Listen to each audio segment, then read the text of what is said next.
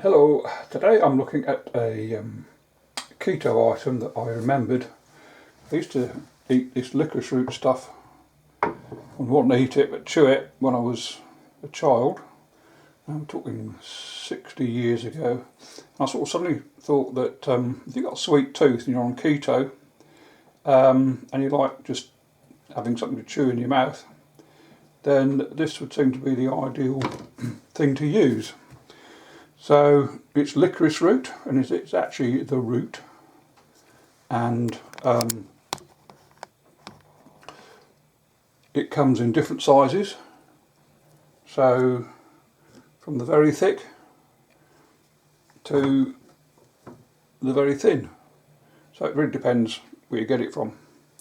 So I don't find too much of a difference in taste. This is 3 lots that was bought probably 6 months ago. That one about 2 months ago, and this has just arrived. So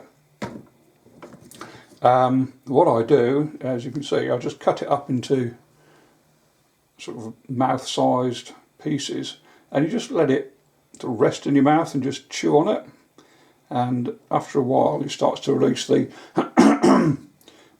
licorice flavour. And then maybe after 20-25 minutes it just becomes a pulp, and you just sort of spit out the pulp. And this one the same. I found that a bit sweeter. Now obviously if it's small like this, you can just break it with your fingers. But if it's big like this, no chance. So I was a bit worried when I received this. I get this through mail order. When this came to the post, how on earth I was going to cut that up into bite-sized pieces. And I thought about garden secateurs, which are these ones here, and these are quite good because they actually, I bought them, they've got a ratchet on them, so I can change the ratchet on. So I take it off the thing, and I'll make sure they're clean. So I'll clean those under the tap, and then just basically wherever you think it's the size you'd like, just apply the pressure and cut it. So there you go. So this will take about 10 minutes or so. This will last me about a couple of months probably.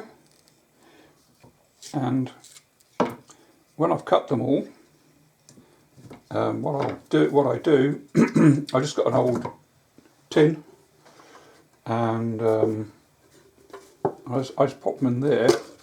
I put in one of these things to stop the absorb any dampness, and just pop them into a paper bag. So again, to keep them dry. So that's about it.